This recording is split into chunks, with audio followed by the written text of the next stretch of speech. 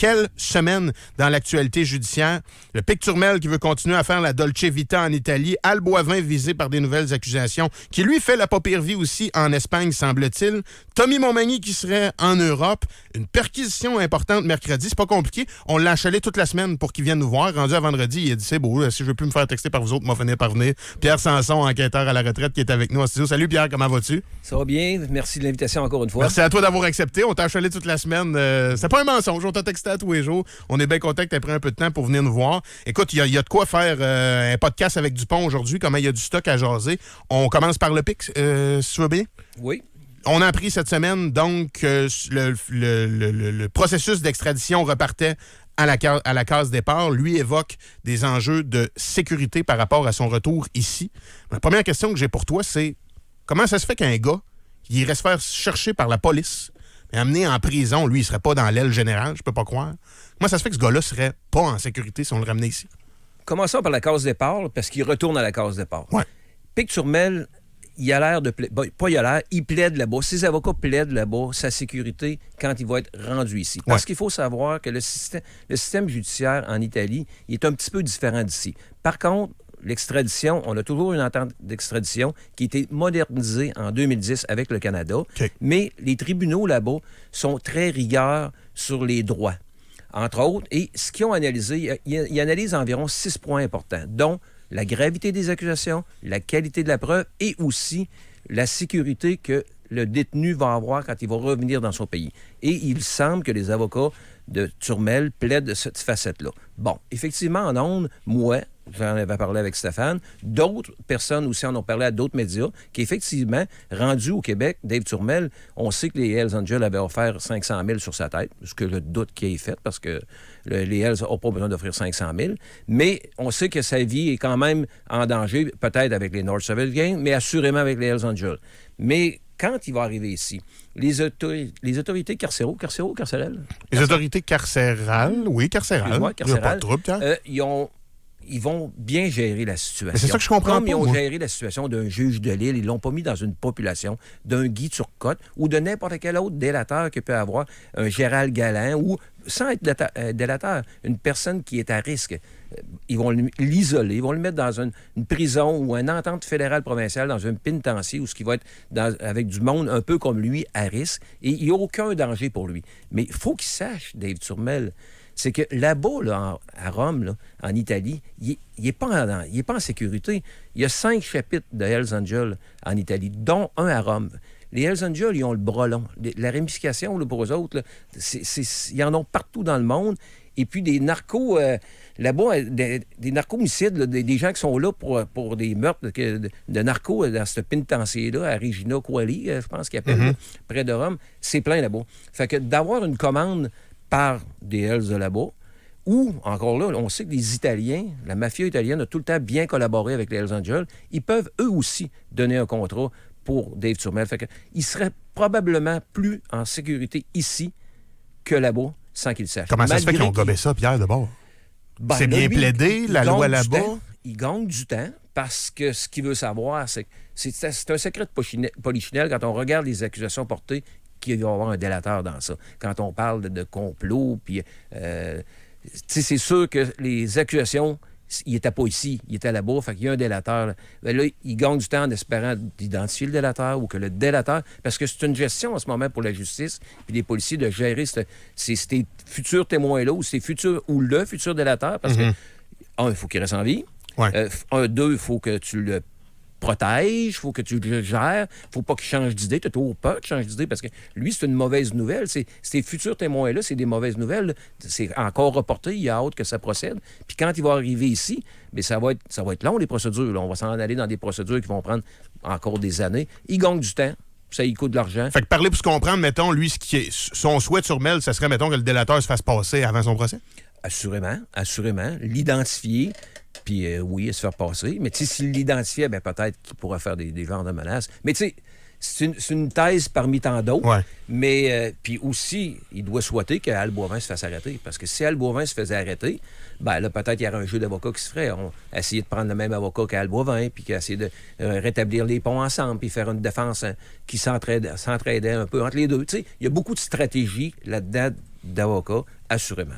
On nous demande, Pierre, si le temps qu'il fait là-bas compte et dans quelle mesure. Ici, c'est temps et demi ou peu importe. Là. Non, son temps compte pas là-bas parce qu'il n'est pas accusé ici. Quand il va arriver ici, il va avoir l'accusation. À partir de ce moment-là, il va avoir une certaine période de temps qui va commencer à compter. Mais là-bas, il fait du temps pour complètement un autre crime. OK. 2 questions pour toi par rapport à Turmel. La première, l'avocate au Québec de Turmel a dit, dans les accusations déposées ici, quand on les entend en Italie, une des accusations pour justifier son retour au Canada n'existe pas dans le code criminel en Italie. Est-ce qu'on a erré ici en pensant pas à ça avant de déposer les accusations ou est-ce que lui a trouvé une faille dans la matrice qui était dure à prévoir? J'ai entendu l'entrevue de Danielle Orwell, soit dit en passant, une bonne avocate qui était une avocate qui défendait beaucoup l'entourage des Hells Angels à l'époque.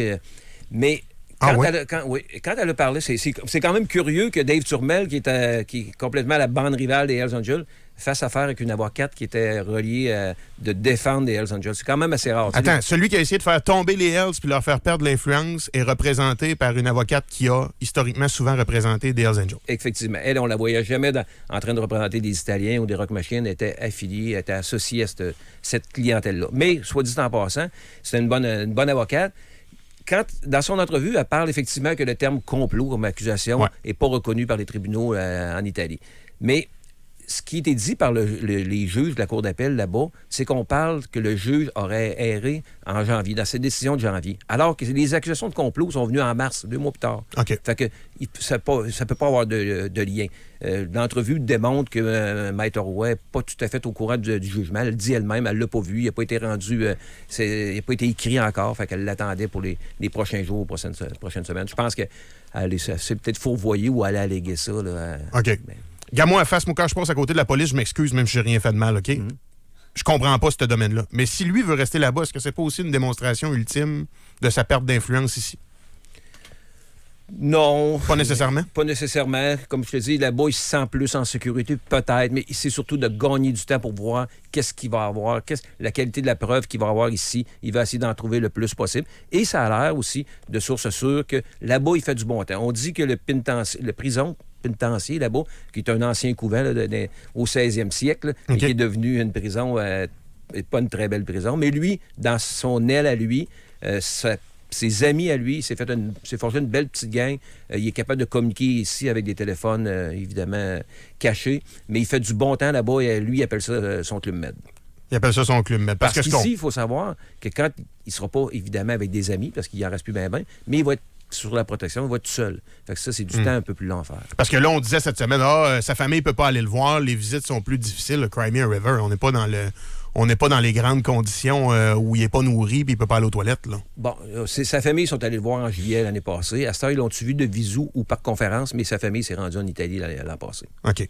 Pourquoi quelqu'un dans le crime organisé à Québec continuerait à travailler pour lui présentement? C'est quoi l'intérêt à rester pour Turmel et le BFM? Pourquoi quelqu'un voudrait travailler pour le crime organisé? Là est la question. Oui. C'est surtout que on le voit de plus en plus que ces gens-là prennent des commandes. Les jeunes prennent des commandes par Signal, l'application Signal que de plus en plus de gens connaissent. Encrypté. Et voilà. Puis ils prennent ça à distance, puis on te dit, tu vas aller faire telle commande et on va te payer.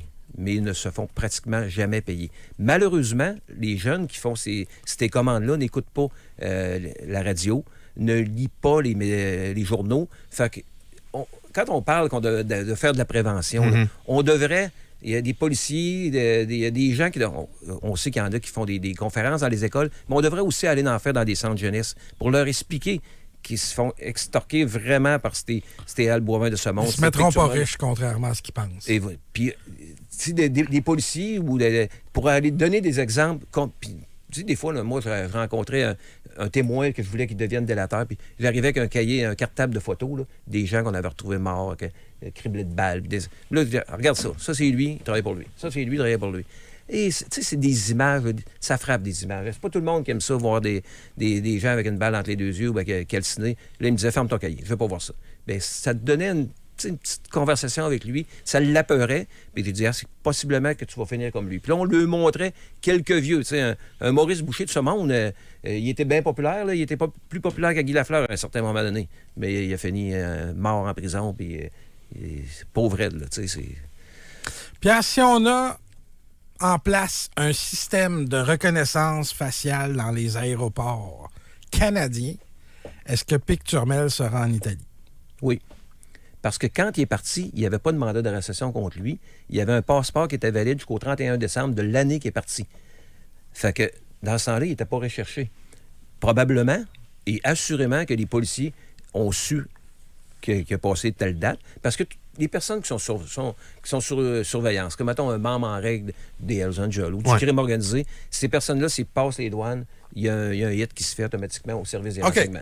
Mais par contre, si la personne n'est pas mandat d'arrestation, il a le droit de quitter le pays s'il n'y a pas des conditions de la cause. Qu'est-ce qui fait que tu n'es pas capable d'aller mettre la main au collet à l'aéroport? C'est que ton dossier n'est pas encore prêt pour déposer les accusations? Exactement. Ou tu en aurais une pas assez forte ou pas assez de poids, puis tu scraperais tout le reste? Quand il est parti, Dave Turmel, on parle, je crois, de juillet 2023, si je ne me trompe pas, ben à ce moment-là, il n'y avait aucune accusation contre lui. T'sais. Il commençait l'histoire avec Mario Auger, puis la chicane, puis les redevances de 10 mais il n'y avait rien pour l'empêcher de partir. Mais tu sais, je parlais dernièrement de David Wolf-Carroll, un ancien HO nomade, Hells Angels nomade. Il a quitté, lui, juste avant le printemps 2001. Bon, il avait été rencontré par les policiers une semaine avant. Il quitte pour l'Europe. Il sent la soupe chaude. C'est ça. Plus jamais entendu parler. Hein? Puis, il n'y a rien à faire pour aller le rechercher. Il est où maintenant? Souvent, ils s'en vont, les Hells Angels, au Brésil. Il n'y a pas d'entente d'extradition. OK. Les Hells Angels de Québec, ici, décédé maintenant. Marius Perron a été des années en cavale depuis 1993. Il s'est caché au Brésil, lui est mort là-bas. Il n'y a pas d'entente d'extradition.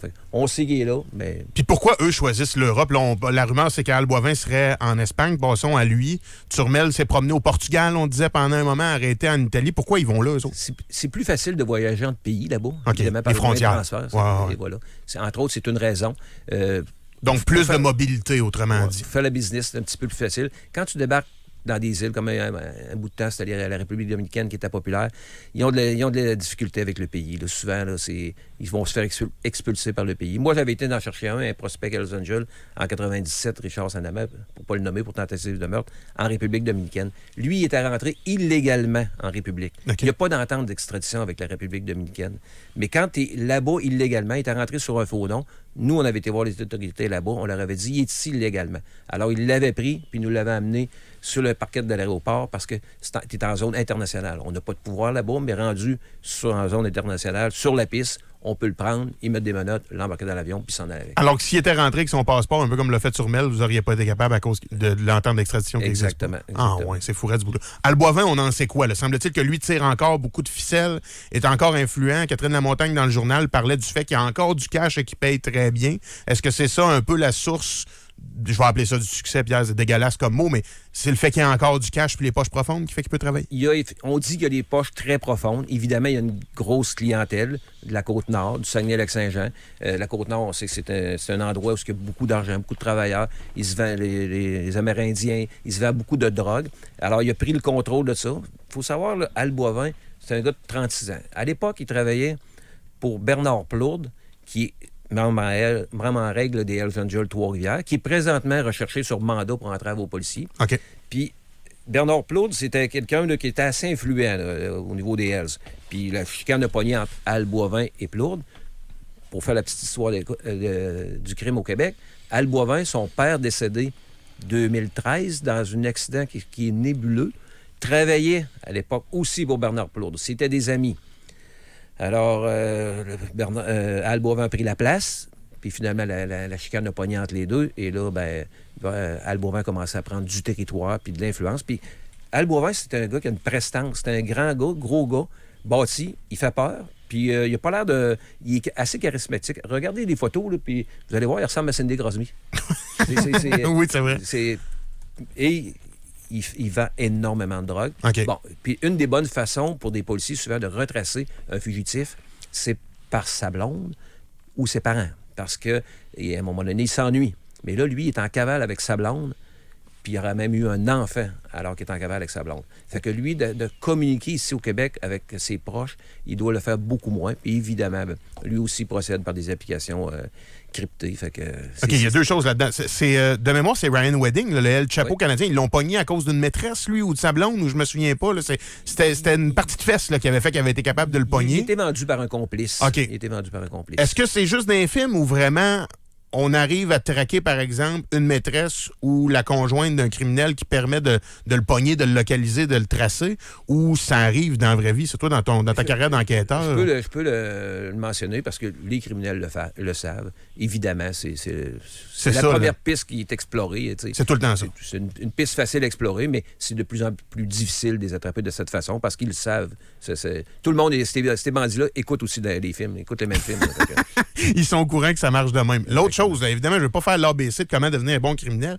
Comment tu fais en Espagne avec 6 heures de décalage pour gérer tes finances, payer ton monde, garder ton influence? Je pense pour le commun des mortels comme moi, très loin de ça, là, c'est dur à comprendre. Comment tu peux être 6 heures de décalage, gérer ta business pareil, avoir encore de l'influence, faire peur au monde, avoir du cash, de la dope? Et où cet argent-là? Tu communiques comment? Comment ils font, ces gars-là? Eux autres, en ce moment, ils ont une très bonne publicité par les médias. Ça aide à leur succès? Oui. La notoriété de Picturmel était bâtie par les médias, un peu comme Maurice Boucher l'avait été à l'époque. Bon, c'est souvent Maurice Boucher l'avait été à l'époque parce qu'on était en début de guerre des motards. C'est un secret de polichinelle que le nerf de la guerre pour les policiers, c'est l'argent. Tu veux de l'argent, il faut aller chercher des budgets supplémentaires au gouvernement. Bon, alors, fait que si tu veux mettre de la pression sur le gouvernement, organise-toi qu'il y ait du coulage dans les médias. Fait que prends les premières pages avec ces bandits-là, puis à un moment donné, le gouvernement débloque des budgets. Aujourd'hui, c'est pas le cas avec Turmel et Boivin, mais avec tout ce qui s'est passé, les crimes avec violence, les crimes avec torture, que les médias ont multiplié, ça fait qu'ils se sont fait une notoriété. Aujourd'hui, qui connaît pas Dave Turmel? C'est plate. On connaît pas certaines personnes importantes dans la vie, puis les gens connaissent Dave Turmel, puis Al Boivin de plus en plus. Mais lui, tu sais, salut, je suis Al Boivin, j'aimerais ça ouvrir un compte en banque à Madrid. Pas sûr que ça marche de même. Là. Lui, il se promène quoi? Avec du cash liquide? Il y a des hommes de bras ici qui tiennent son argent. Comment ça marche? Oui, des hommes de bras ici qui tiennent son argent. Okay. Des faux noms. Sont bons, sont rendus des experts. Faux noms pour avoir le cash ici au Québec ou l'avoir chez lui en Europe? Les deux places. Les deux places. Okay. Ils ont tout le temps un homme de main vraiment à qui ils peuvent faire vraiment confiance, mais... Puis j'imagine que ces hommes de main-là, c'est aussi souvent ta porte d'entrée pour eux. Quand les enquêteurs, c'est à eux qui s'intéressent aussi. C'est ce qu'on recherche. Quand on voit des perquisitions, des fois, comme il y a eu cette semaine, on a eu une série de perquisitions, on voit que les chiffres des perquisitions sont quand même pas extravagants. Là, on ne parle pas de grosses saisies, mais c'est une mine de renseignements pour les policiers. Tu vas jaser avec ces gens-là. Tu vas peut-être trouver des documents qui vont t'amener à faire des pièces du puzzle pour retrouver un Montmagny de ce monde, Tommy Bernier ou Al Boivin.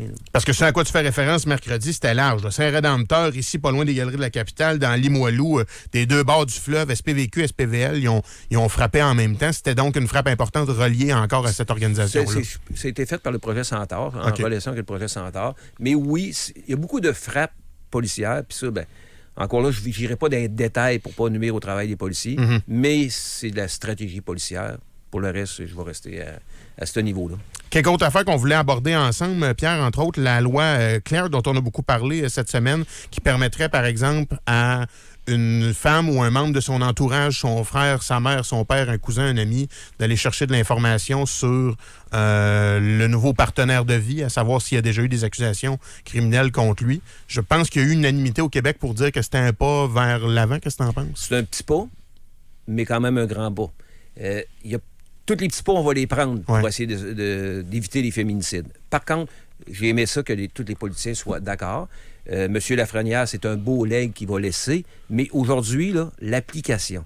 Tu sais, au gouvernement, vous appelez toutes, même pas juste au gouvernement, les compagnies de cellulaires, mais on appelle toutes, vous avez parlé du recensement dernièrement, c'est souvent compliqué d'avoir. J'espère que ça ne le sera pas et j'ai peur que ça le soit. Parce que la personne qui est victime ou qui est prête ce matin-là à faire le pas pour s'en aller au poste de police, il ne faut pas qu'elle attende 2 heures dans le portique. Il faut qu'elle soit accueillie, qu'elle soit prise par la main, puis qu'elle ne soit pas presque interrogée, qu'elle se sente encore plus victime étant dans le... Puis les policiers qui vont l'accueillir, policiers et policières, il va falloir qu'il y ait du tact. C'est important parce que cette personne-là, en ce moment, elle va être victime. Ce ne sera pas facile de partir d'un endroit à 14-15 km ou même plus se rendre à un poste de police ou par écrit avec un questionnaire qui n'en finit plus. J'espère qu'ils vont faire ça facile. Il faut continuer l'éducation parce que, on a vu le dossier de Nancy Boucher qui a amené la loi Claire, qui était la porte-parole. On l'a dit, elle a porté 13 fois des accusations contre Blanchette. 13 fois.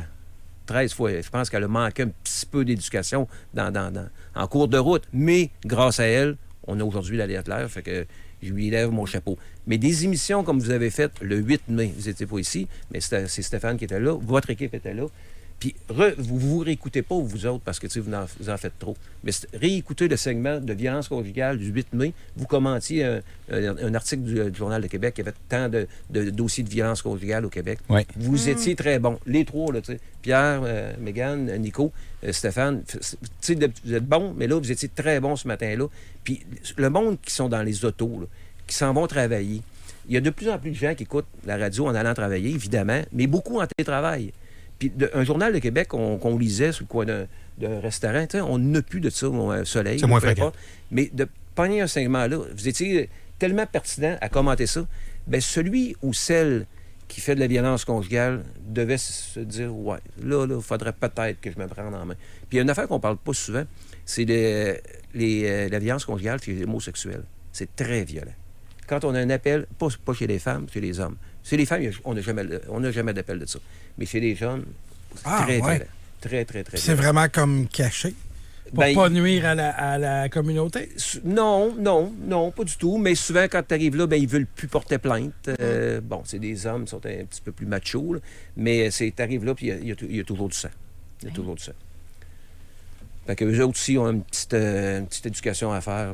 Mais félicitations pour votre segment du 8 mai. Puis, si souvent, moi, dans les journées fériées, la nuit, ils repassent des émissions en rattrapage. Bien, repasser ce segment-là, il est vraiment bon. Message entendu. Pierre, voulais-tu dire quelque chose? Bien, je veux juste ajouter qu'effectivement, il faut que la personne qui est accueillie au poste de police soit rapidement prise en charge. La bonne nouvelle aussi, c'est qu'il y a possibilité qu'un organisme puisse accompagner la personne. Donc, la personne peut approcher l'organisme et l'organisme va aller au poste de police pour faire la démarche. Puis, tu sais, c'est un bon point, Pierre. Je l'ai lu, puis je l'ai vu moi aussi. T'as pas l'air convaincu?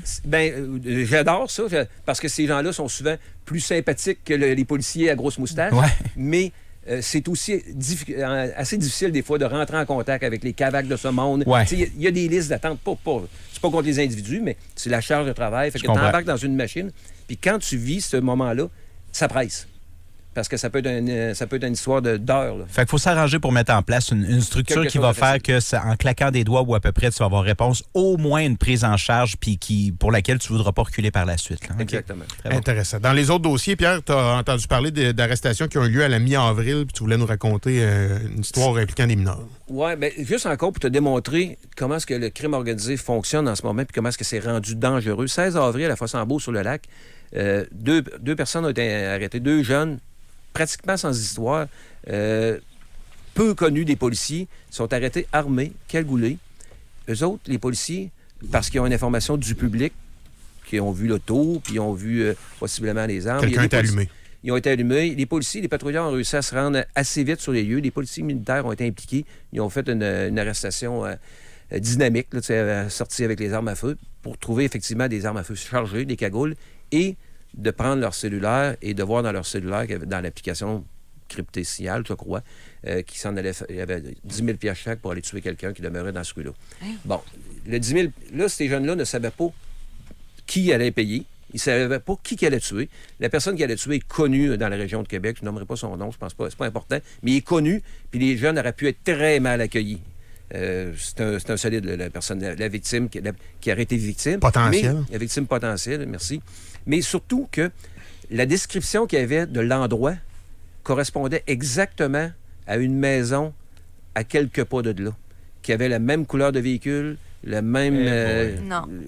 Alors, l'erreur aurait pu arriver et l'endroit qui aurait pu être aussi l'erreur, c'était une personne en autorité au service de police de la Ville de Québec. Alors, ça a fait... L'adresse à laquelle il s'en allait, c'était quelqu'un... Non, c'est l'adresse qui ressemblait dans la même rue, qui était à proximité. Non, c'est avec ça, celle où il allait véhicule, si on les avait pas interceptés. Là. Il aurait pu se tromper. Entre la victime et la personne en autorité au service de police. 2 maisons semblables dans le même secteur. La personne en autorité n'était pas visée du tout, mais connaissait nos rintintins en ce moment qui prennent les commandes par signal. Puis ce qui est encore là, ils auraient eu 10 000. Mais quand le job est fait, fais-toi payer par signal. Tu recommuniques avec l'autre qui change parce que le cellulaire, souvent, il marche au nom de Bonhomme Carnaval puis un peu toutes sortes de noms.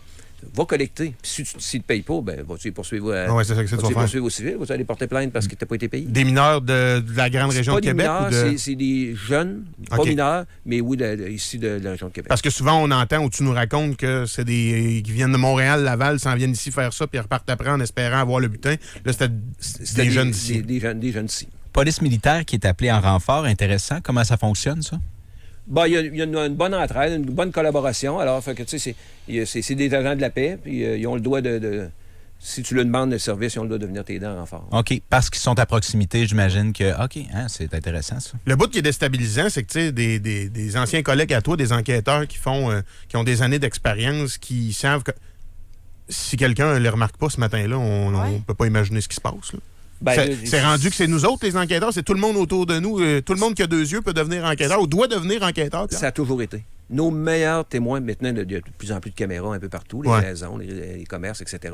Mais les yeux des citoyens, c'est de plus en plus important pour les policiers. Puis ce qui est dangereux en ce moment, c'est que le crime organisé donne des contrats de façon aléatoire sur Internet, puis les jeunes prennent ça sans savoir qui s'en vont faire comme contrat. Alors, le crime organisé peut arriver et dire un matin, bon, ben, tu sais, tel policier qui fait le couac à la radio, comme moi là, ou un ministre, ou n'importe quoi. Puis le jeune va partir, lui, puis il ne sait pas qui s'en va faire comme job. Avant, il y avait un certain respect, surtout après l'affaire de Michel Auger, l'ancien journaliste qui s'était fait tirer au Journal de Montréal. Mais tu sais, ça, c'était une erreur que les Hells Angels avaient faite, puis ils en ont payé longtemps le prix. Fait que tu ne touches pas à certaines personnes. Tu ne touches pas aux journalistes, vraiment pas. Mais en ce moment, les nouveaux joueurs qui s'initient dans le crime organisé, ils ont le respect, ça n'existe plus. Quand ils donnent la mauvaise adresse, c'est-tu vraiment parce qu'ils sont poches pis niaiseux ou c'est parce qu'ils testent les flots? Poches pis niaiseux. Mais ils sont tout le temps poches pis niaiseux. Mais les jeunes qui prennent le contrat sont encore plus poches et encore plus niaiseux. Ouais, mais mettons que ça fait une belle gang de 16-17, poches pis niaiseux. Ouais. Je suis d'accord avec toi, mais en fait, tu sais, c'est parce que dans la suite de tes opérations, si t'en veux à quelqu'un, il est dans tes jambes, tu veux qu'il te saque patience. On dirait qu'encore là, c'est dur à imaginer comment tu peux mal aller sur Google Maps trouver. S'entend, encore là, je fais pas la promotion, mais c'est vraiment dur à comprendre, Pierre, à quel point tu peux être à côté de la traque à ce point-là. Tu sais, un enquêteur va arriver, puis il suspecte qu'il veut faire une perquisition dans une adresse, ben, il va vérifier sur le rôle d'évaluation, il va vérifier avec les compagnies de Vidéotron, l'électricité, Hydro-Québec, le compte est à quel nom. Il va faire plein de vérifications pour obtenir un mandat de perquisition. Parce que le juge va dire, vous avez fait vos devoirs, je suis sûr que c'est ça. Par contre, le crime organisé, c'est pas ça qu'ils ont comme information. Ils ils restent dans telle rue, il y a un char de telle couleur, c'est un modèle, un 4 portes. Bon, puis il y a un garage dans ce cours, puis il y a du blanc à sa maison. Piscine, mais pas sûr si c'est celle-là ou l'autre. Mais ça a toujours été on part avec des à peu près. Ça a toujours été de même, mais j'ai déjà raconté, Serge Quenel, le tueur à gages, qui a fait 5-6 meurtres pour le compte des Hells Angels ici à Québec, il avait été en tué un à Sainte-Tech, près de Trois-Rivières. Puis lui, la seule affaire qu'il avait comme description, c'est que le gars restait près de l'église, puis il avait une cicatrice sur le nez. Il a cogné à la porte, il a ouvert la porte, il a dit, t'as-tu une cicatrice? Il avait une cicatrice sur le nez, il l'a tiré. Cette fois-là, c'était la bonne victime, si vous me permettez l'expression. Il s'était pas trompé de gars, mais c'était épouvantable. C'était pas fort comme renseignement. Puis on termine sur une invasion de domicile à Cap-Saint-Ignace. Oui, encore Cap-Saint-Ignace. Juste pour vous montrer encore comment est-ce que c'est rendu où. 3 jeunes de la région de Lillette, ils ont débarqué Cap-Saint-Ignace, invasion de domicile pour un montant de 300 $. Fait que là, c'est ça, 300 $. Fait que les jeunes ne savent pas, ne sont pas éduqués à savoir qu'il y a une invasion de domicile, ils vont pogner du pénitencier avec ça. Ils vont pogner des bonnes sentences. C'est un crime qui est quand même assez sévère. Les débarquent-là font une invasion de domicile le 7 mai dernier. Fait que, on est rendu là.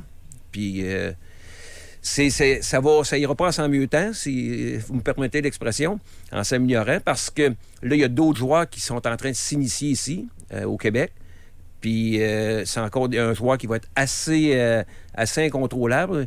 Quand tu parles de joueur, une entité, un groupe? Oui, tu sais, en ce moment, depuis quelques années, là, les criminels, là, c'est un peu comme les pissenlits qui poussent ces terrains qui ne sont pas traités par Terranet. Stéphane sera content qu'il pleuille sur Terranet. Mais non, les Satan Choice, un groupe de motards qui était beaucoup en Ontario, sont en train de se réorganiser. Il y en a même un qui a été vu avec ses patchs sur la Rive-Sud de Québec dernièrement. Les Satan Choice, à la fin de la guerre entre les Banditos et les Hells Angels, avaient été patchés Hells Angels, mais là, la chicane a pris avec un dénommé Harley Guindon, le fils du membre fondateur. Alors, ils sont en train de se réorganiser et ils veulent reprendre du territoire. Fait que ça va amener encore un autre joueur qui va entre les Hells Angels et toutes les autres bandes. Puis eux, ils arrivent ici un peu comme, comment ils s'appellent, Arab Power à Montréal. Eux, dans le fond, voient Québec, réalisent qu'il y a comme un flou, pas trop sûr qu'il y a le pouvoir, tu vas te mettre le nez là, prendre la température de l'eau. Exactement. Là, c'est tellement déstabilisé en ce moment. Puis vous pouvez voir sur YouTube Harley Guindon. Là, il donne une entrevue. Lui, c'est le fils du membre fondateur là-bas. Fait qu'ils veulent s'organiser. Puis ça, c'est un vieux groupe de motards, une vieille mentalité. Ils sont pas racistes. Tu peux avoir une personne immigrée qui est membre en règle. Okay. Puis tu n'es pas nécessairement obligé de commettre des crimes pour être membre en règle. Mais c'est un groupe qui veut prendre la place. Fait que, un joueur de plus, c'est jamais une bonne nouvelle. Non, c'est ça. Puis ça fait plus de travail pour les policiers encore. Je ne sais pas si tu l'as mentionné, Pierre, je m'excuse si c'est le cas, mais tu rentres chez Hells à quel âge? T'sais, on a l'impression qu'ils sont très, très jeunes, les BFM, mais c'est plus les clubs écoles qui prennent les kids chez les Hells. Les clubs écoles vont prendre les kids, mais pour être membre en règle, il n'y a pas d'âge, mais ils sont souvent là, fin vingtaine, début trentaine, parce qu'ils ont fait le classe. Dans les clubs écoles, ils vont faire quelques années. Après ça, ils vont être Hang Around Hells Angels, Prospect Hells Angels. Hang Around, c'est souvent 1 an. Prospect, c'est souvent 1 an. Et là, ils vont devenir membres en règle. Les jeunes qu'on a vus les derniers, là, Mathieu Pelletier, là, ça va autour de 30 ans. Mais tu sais, pour rentrer là-dedans, c'est un peu comme jouer pour le Canadien. Tu sais, tu peux jouer, tu commences à Trois-Rivières, après ça, tu t'en vas avec le Rocket, puis après ça, tu t'en vas... Il en parle moins des médias. Ils ont le club école. Tu sais, c'est des clubs écoles. Okay. Mais le prix d'entrée dans les Hells n'est plus le même aujourd'hui qu'il était dans les années 90. Tu sais à quoi je fais référence, ça, quand on disait qu'il fallait avoir tué pour être dans les Hells, puis tout ça? Ça n'a pas été... on disait souvent qu'il fallait avoir tué, mais on s'est rendu compte dans d'autres enquêtes qu'il y en a d'autres qui n'avaient probablement pas tué, mais ils ramenaient tellement d'argent que c'était accepté. Okay. Puis d'ailleurs, ben, avant, ils se mettaient toujours une tête de mort avec... les gens qui avaient tué, un Hells qui a tué, ben, il se fait tatouer une tête de mort. S'il a les yeux bleus, c'est parce qu'il a tué un homme. S'il a les yeux rouges, c'est parce qu'il a tué une femme sur son tatouage. Ah, ouais. Et là, ben, puis ils appellent les 50 Few, c'est des tueurs à gages pour l'organisation, mais on en voit de moins en moins. De moins en moins. OK. Une semaine de même où on parle beaucoup de ces gens-là dans l'actualité, ça fait que c'est plus calme dans les semaines à venir ou ça brasse plus dans les semaines à venir? Ça brasse plus. Comme j'ai déjà dit, quand le beau temps arrive, la vermine sort. Fait que je pense que ça va continuer. On va voir encore un été chaud. Pierre, je le dis souvent quand t'es pas là, je vais le dire encore, c'est mon segment préféré du 93. Quand tu viens ici, on apprend des affaires. Ça nous permet, nous autres, typiques mortels qui pognons un radar photo à 52$ puis qui devenons nerveux après de mieux comprendre ce qui nous entoure. Typique mortel, il est-tu parent petit Pecturmel? J'ai pas le droit de le dire, Pierre. J'ai pas le droit de le dire. Merci d'être passé, c'est vraiment apprécié. Je te souhaite un bon week-end. On te retrouve bientôt avec Stéphane. Pierre Sanson, enquêteur à la retraite.